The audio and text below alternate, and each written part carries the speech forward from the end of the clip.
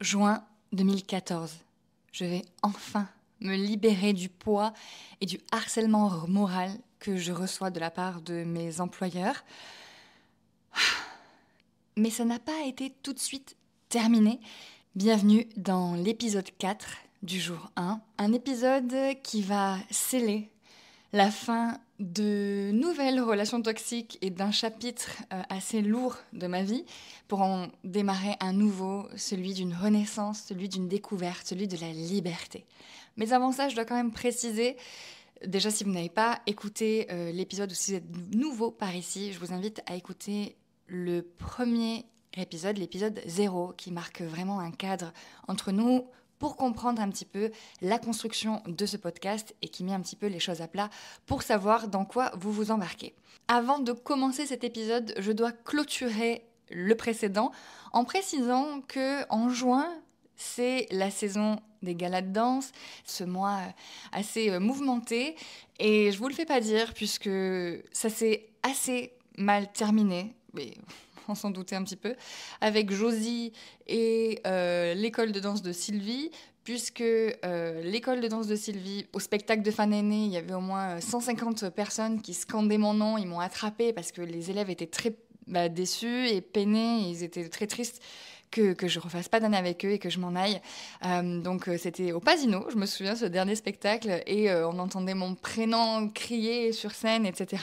Le mari de Sylvie a vite donné l'ordre de fermer le rideau en mode c'est bon, on veut plus entendre parler de celle-là. Je pense sincèrement que c'était un soulagement pour eux, et la colère est toujours à la hauteur de l'amour que l'on donne, sauf que pour le mari de Sylvie, je pense qu'on était encore une fois sur un pattern de pervers narcissique et de personnages très violents et toxiques, et je vous passe tous les détails. Du côté de Josie, je vous rappelle que Josie, c'était quand même de base la mère de ma meilleure amie, une dame qui m'a vue grandir et pour qui j'avais beaucoup d'amour et beaucoup de respect. Josie, chez qui j'avais un CDD. J'en profite aussi pour faire une petite parenthèse et pour sensibiliser. S'il y a des profs de danse qui m'écoutent, des jeunes profs de danse, la maltraitance et l'exploitation des jeunes profs de danse, même des plus vieux, ça existe. C'est en tout cas moi dans ma région, à l'époque, c'était très très répandu. On a heureusement des professeurs, des directeurs d'école comme Marion Pelletti qui militent pour ça et qui ont ouvert des comités pour pouvoir sensibiliser les profs de danse aussi à leurs droits et aussi à leurs valeurs. Je ferme la parenthèse. Josie voulait absolument que je signe une lettre de démission avant que mon contrat ne se termine, parce que Josie ne voulait pas que je touche le chômage au cas où si ça tombait mal pour moi. Donc il y a vraiment eu une espèce de ligue de haine contre moi en mode on va pas la laisser partir comme ça, quoi. Elle nous l'a fait à l'envers. Il y a eu vraiment, je ne comprends pas cette haine et cette hystérie envers une seule même personne, tellement que en fait je ne voulais pas signer ce contrat-là parce que ce n'est pas logique, et puisque un mois après le contrat à durée déterminée se terminait, et je me suis retrouvée dans la salle de danse enfermée avec elle où elle m'a traité de tous les noms et elle était à deux doigts de me gifler, quoi. Enfin, ça a été très violent encore une fois. Donc vous voyez que dans ma vie, des gens violents, j'en ai rencontré, des gens pas très équilibrés, j'en ai rencontré, et ça y est, je n'ai pas lâché l'affaire, je n'ai pas signé la lettre de démission de Josie, et je suis libérée. Je n'attends plus qu'une chose, c'est que Disneyland Paris m'appelle pour pouvoir réaliser mon rêve. C'était vraiment un rêve de petite fille, ou plutôt d'adolescente. Et à l'époque, moi qui rêve de comédie musicale, c'était un objectif que j'avais vraiment en tête. Sauf que l'audition pour Disneyland Paris, je l'ai passée, je pense, 4 fois. Et à chaque fois, c'était un non. Cette fois-ci, ça y est. Je passe l'audition qui se passe en plusieurs étapes. J'ai fait une vidéo YouTube pour expliquer comment ça se passe. Il y a 2 vidéos YouTube, donc si vous voulez plus de précision, je vous mettrai le lien des vidéos. Alors, c'était en 2014, donc c'était quand même il y a plus de 10 ans. Sûrement que ça a changé, bien que quand on a un process qui fonctionne, la recette, on la répète. Donc je pense que c'est à peu près les mêmes manières de faire. Bref, je fais cette parenthèse aussi parce que j'ai beaucoup de messages, encore aujourd'hui, 10 ans après, qui me demandent des renseignements, des conseils, et je vous avoue que je peux pas répondre à tout le monde, donc c'est pour ça que ces vidéos sont là pour vous renseigner. Bref, on arrive à ce fameux jour. Donc c'était en mai, donc c'était avant pour vous situer dans la temporalité. Et donc je passe l'audition, je passe toutes les étapes. Et là on me dit, voilà, ça y est, je suis en petit comité, on me fait signer, pas un contrat, mais on me fait signer des papiers pour me dire qu'en fait, voilà, j'ai été sélectionnée. Et on me dit, mais comment ça se fait qu'on t'a pas vu avant ? Parce que voilà, vous pouvez l'imaginer, je vis les choses à fond. Et j'avais vraiment tous les codes, le sourire, l'énergie. Techniquement, j'étais OK. Il faut savoir, ça va répondre à une de vos questions, Disney, quand ils font une audition, ils ont une grille avec ce dont ils ont besoin. Quand ils font une audition, sauf pour les spectacles danseurs intermittents du spectacle, ils ont des critères. Ils viennent faire leur marché complètement. Ils ont besoin de quelqu'un qui mesure 1m40. Si tu mesures 1m68, ils vont même pas lever la tête pour te regarder parce que ça leur fait perdre leur temps. Disney, c'est une machine quand même, on n'oublie pas. Il y a le rêve, il y a tout ça, mais c'est quand même très américain. Et ils n'ont pas le time, quoi. Ils n'ont pas le time du tout. Donc croyez-moi que quand on me dit « Mais comment ça se fait qu'on t'a pas vu ?» Quand j'ai dit que ça faisait plusieurs fois que je passais l'audition, croyez-moi que j'avais un petit peu les boules. Mais bon, petite fille gentille et sage que j'étais, je souris, je suis très contente, etc. Et là, on me dit, on vous rappellera, vous êtes dans un vivier. C'est assez violent parce que vivier, je crois que c'est là où on parque des animaux. Bref, en gros, on est dans un sas d'attente. Et s'ils ont besoin de vous, ils piochent dans ce vivier. Pareil, je sais pas, j'imagine qu'ils ont un espèce d'algorithme. Ok, on a besoin d'une fille qui mesure tant, qui a les cheveux tant, hop, et là, il y a ta fiche qui apparaît, je ne sais pas. Mais en tout cas, il faut savoir que quand je coupe les ponts en juin avec Josie, avec Sylvie, avec son mari, oh my god, oui, avec tout le monde, je ne sais même pas si je vais être appelée par Disneyland pour pouvoir, travailler avec eux. L'été se passe et ce mois d'août 2014 marque aussi une chose très spéciale pour moi. C'est la première fois que je vais à New York.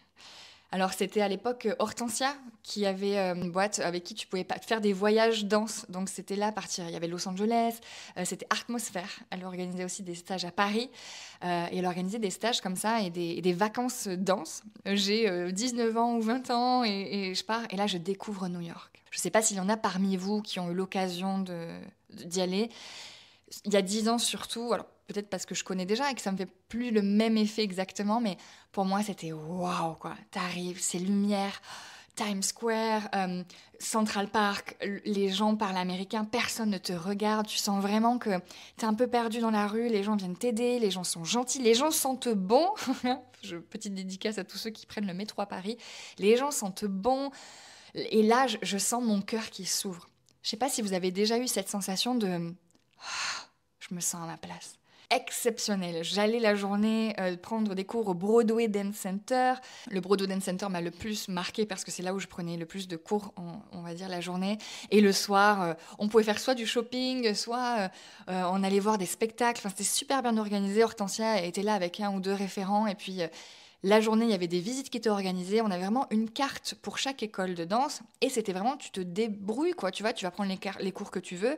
Forcément, il y a des affinités qui se sont faites dans le groupe. Et puis, du coup, moi, je restais avec 2 sœurs. C'était génial. Enfin bref, vraiment, je me suis dit, waouh, ça existe en fait. Un endroit où je me sens à ma place, un endroit où je me sens comprise. L'ambiance Pussycat Dolls, je parlais pas du tout anglais à cette époque-là, mais faire une boîte à New York, boîte de nuit, on a fait le tour de la ville en limousine, c'était vraiment chouette. Dommage qu'elle ne le fasse plus, un rêve est devenu réalité. Je rentre de New York et je n'ai toujours pas de nouvelles de Disney. Pendant l'été entier, j'envoie des messages à Babette, j'envoie des messages à la directrice, celle qui est chargée en fait des recrutements, en lui disant mais il me faut une réponse, je suis motivée, je peux être là quand vous voulez, nana. Je rentre de New York, je n'ai aucune nouvelle. Et je me rappellerai toujours, je mets un pied sur le sol français et là je reçois un appel ou un mail de Babette qui me dit ça y est, on a besoin de toi, est-ce que tu serais prête à demain? On aurait besoin que tu sois là demain. J'arrive, je suis là, donc jet-laguée comme ça, boum, j'arrive des États-Unis, j'arrive, c'est Babette qui m'accueille à la gare et là c'est parti. J'intègre enfin l'univers Disneyland Paris. Alors j'ai oublié peut-être de vous le préciser, j'intègre Disneyland Paris dans la parade en tant que danseur interprète. Et donc c'était génial. Alors ne me demandez pas quel personnage, quel ci, quel là. Je ne suis pas autorisée à vous le dire, même s'il y a des proches qui le savent. Et pour ceux qui m'ont suivi pendant cette période. Et voilà, j'en parle dans ma vidéo. Donc voilà, allez voir cette vidéo si jamais ça vous intéresse un petit peu plus. Je vais essayer de remettre les choses dans l'ordre parce qu'il y a tellement de choses à dire sur ce passage que je pense que je vous en ferai des petits épisodes, des petites capsules de Ma vie est une série Netflix que je faisais déjà sur Instagram, que vous aviez adoré, mais j'avais pas assez de temps pour vous raconter des choses. Donc ce podcast sera l'endroit idéal pour vous faire ces capsules. Donc j'arrive, Babette vient me chercher toute seule, et là je réalise que dans ma promo, on va dire, parce qu'ils accueillent des promos et des formations assez régulièrement, et dans ma formation à moi, nous ne sommes que 3, et 3 Français. Je découvre ma chambre, puisque je suis logée, pas tout à fait à Disney, mais c'est un petit peu plus à côté. Non, nous ne dormons pas dans le château, pour répondre à votre question pour certains. Et donc pendant une semaine, rien à voir avec le fait qu'on soit que 3 dans ma formation, parce que tout le monde est mélangé dans les appartements Disney. Et pendant une semaine ou 2, je suis seule dans la chambre, alors que c'est une chambre pour 2. Je pense que c'est une chambre qui doit faire 15 mètres carrés maximum, où dedans ta petite kitchenette, tu sais, un peu comme les habitats universitaires. Bref, vous avez compris ce que je veux dire, t'as une toute petite salle de bain, et il y avait 2 lits simples de part et d'autre de l'appartement, de la pièce, du studio, mais vraiment, tu dors l'un sur l'autre, quoi, donc l'intimité est assez compliquée. Donc moi j'étais super contente parce que j'étais seule pendant 10 jours, je pense. Sauf qu'un jour, en rentrant du boulot, je vois la porte de ma chambre qui est entrouverte. Tu sais, il y a un moment de oh, ça y est, le temps est venu. Ok, je rentre et là, je vois une grande blonde aux yeux bleus, les grands yeux bleus, qui ne parle pas un mot de français et qui me regarde un peu. On essaie de communiquer. Et là, maladroitement, j'essaie avec mes 2 mots d'anglais de lui dire je t'ai fait de la place dans les placards, mais j'ai dit une phrase du style I make space, sauf que on dit pas du tout ça en anglais. Enfin bref, c'est pas grave, mais bon, c'était assez cocasse. Elle m'a regardé, je l'ai regardé, on s'est regardé. J'ai pris mon téléphone, je suis descendue pour appeler ma mère, je crois, et pour lui dire ça y est, je suis plus toute seule, il y a quelqu'un, et en plus elle parle pas anglais.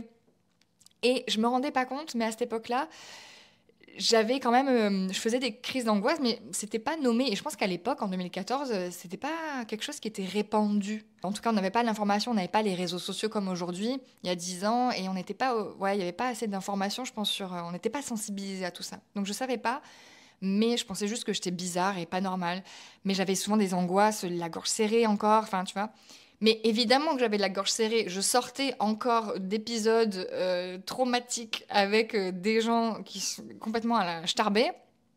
Et donc, heureusement, enfin, c'est même mon corps réagissait de façon normale. Je me retrouvais seule avec des gens que je ne connaissais pas. Enfin, c'était quand même pas facile. Quand j'y repense, je me dis, ouais, c'est toujours pareil, de toute façon.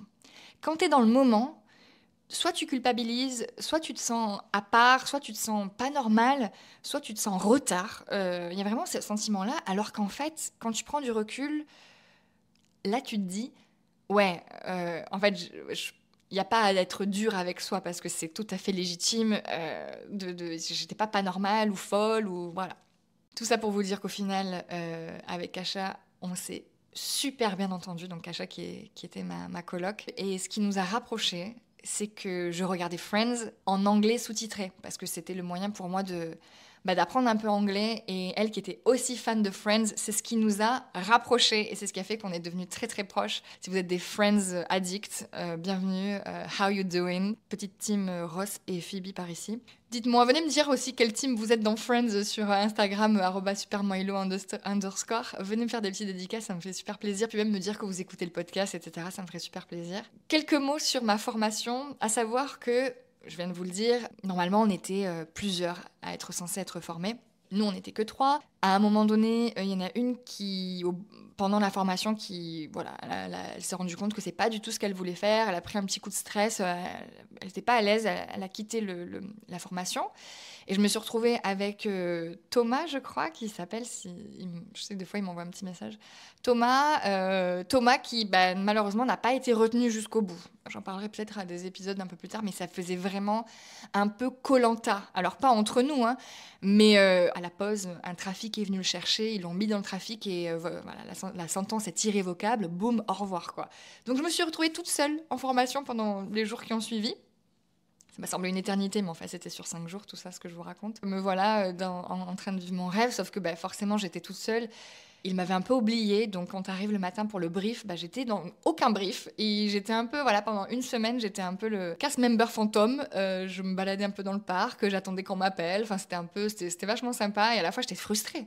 Non, mais j'étais frustrée de ouf. Moi, j'étais venue pour danser sur la parade, j'étais venue pour faire coucou aux gens, pour sourire, être en mode Hey ho, badada, magic everywhere. Pour ceux qui se souviennent, c'était la musique des 25 ans. Ouais, Magic Everywhere. Come step inside the storybook. Bref. Et ce qui s'est passé, c'est que finalement, ils m'ont enfin intégrée. Et on rentre pas tout de suite dans la parade. Tu passes un peu par la base. Donc, tu fais les personnages. Il y a tout ce truc-là. Pareil, je vais pas trop en dire parce que pour pas casser la magie, etc. Sachez juste que j'étais super frustrée de pas être dans la parade. J'apprenais quand même les chorégraphies en cachette de la parade. Et à chaque fois qu'il y avait le brief avant les parades, il y a un petit brief pour savoir qui se met où, parce que forcément, ça tourne beaucoup. Tu fais pas toujours la même chose. Puis ça dépend de qui est là, qui est présent, voilà.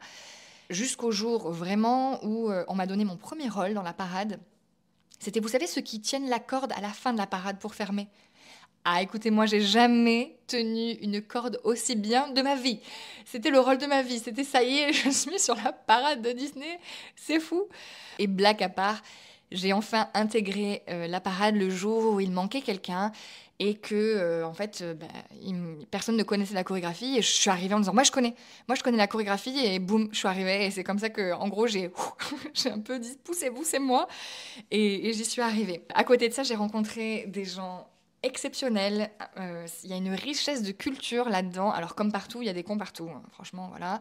Mais j'ai rencontré Malcolm, il y avait Kasha, puis il y a tellement d'autres personnes. Il y avait Emric, il y avait Christophe. Enfin bref, j'ai rencontré vraiment plein de gens géniaux avec qui j'ai encore contact. Malcolm qui est devenu un ami, qui est vidéaste.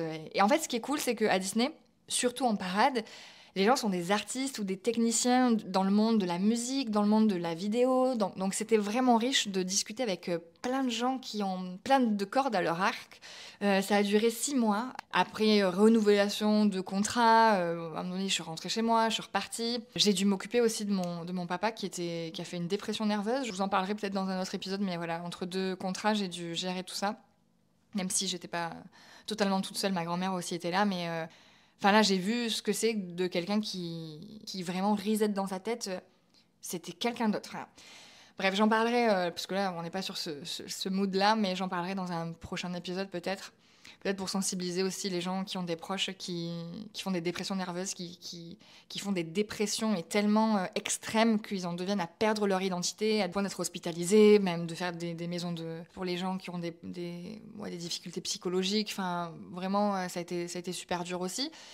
Mais bref, tout ça pour revenir sur Disney. Donc je refais mes contrats, j'ai passé Noël là-bas, c'était génial quoi, vraiment à la période de Noël, faire partie de la magie avec des événements spéciaux parce qu'il y avait des gens qui privatisaient le parc et donc j'ai pu aussi intervenir dans des événements un peu privés. Enfin, c'est quelque chose qui a marqué ma vie en tout cas. Arrivé à la fin de mon, je sais pas combien de CDD, Disney me propose un CDI et là le rêve quoi. Enfin, je me dis waouh, ça y est, il me propose un CDI et en fait je réfléchis. Et je me dis, non, j'ai besoin de plus. Il y a quelque chose de plus fort encore qui m'attend. Il y a quelque chose de plus grand qui m'attend. Je sais pas quoi, mais j'ai besoin de plus. Et ce plus, c'était prendre mon sac à dos et partir dans une destination que je n'aurais même pas imaginé visiter seule avec un sac à dos sans savoir de quoi il s'agissait, comment, pourquoi, avoir juste vu des choses à la télé. Et cette destination, je vous la réserve pour l'épisode prochain, pour l'épisode 5, où je vais vous raconter une étape cruciale de ma vie, quelque chose qui m'a fait grandir de ouf. J'ai compris ce que voulait dire avoir le cœur ouvert. J'en avais déjà eu l'expérience à New York.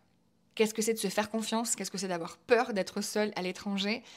Et surtout de rencontrer à l'autre bout du monde des anges gardiens, des personnes qui sont encore aujourd'hui dans ma vie et qui encore beaucoup plus tard ont été des anges quoi, pour moi. Je vous réserve ça pour le prochain épisode. Merci de m'avoir écouté. J'espère que vous avez passé un bon moment. Venez me dire si vous écoutez le podcast. Peut-être que vous êtes en train de l'écouter sur YouTube directement, sur ma nouvelle chaîne. Parce qu'avant, j'avais une ancienne chaîne où je faisais des tutos danse. Donc peut-être aussi que vous m'avez connue comme ça. Donc voilà, avec plaisir pour échanger avec vous, me dire où est-ce que vous m'avez connu, qu'est-ce que ça vous inspire, est-ce que vous écoutez tous les jours, est-ce que c'est comme votre petite série Netflix avec vos popcorn. En tout cas, moi, ça m'a fait vraiment plaisir. Surtout, ça m'a fait plaisir de revenir dans un épisode un peu plus léger. Et ça, c'est cool parce que c'est aussi le constat que je fais de ma vie en vous parlant ou en réfléchissant et en mettant à plat les post-it pour faire le plan un petit peu de ces épisodes, où je me rends compte que la vie a été jonchée de bas, ouais, mais de haut aussi. Et d'expériences qui m'ont fait grandir, d'expériences qui m'ont inspiré, d'expériences qui m'ont fait passer au plan supérieur, d'expériences qui ont fait qui je suis aujourd'hui. Et si aujourd'hui tu m'écoutes et que tu te sens peut-être perdu, ou au contraire que tu es dans cette période-là d'inspiration, etc., lâche pas la barre. La vie, c'est une évolution. La vie, c'est quelque chose qui avance. Tout est temporaire. Les joies, les peines, tout est temporaire. Et c'est ce qui fait que la vie est belle et qu'il n'est jamais trop tard pour que ce soit le jour 1. Je vous embrasse et on se retrouve au prochain épisode.